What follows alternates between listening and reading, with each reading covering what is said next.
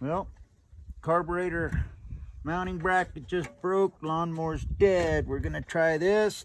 Hook this back up. Duct tape. Duct tape, and here we duct tape. We don't know if this is gonna work, but it's the way you do it in Wyoming. we're gonna try this little duct tape. And there we go. See if that's gonna let the lawnmower fire up and run so we can finish mowing the grass. Uh-oh.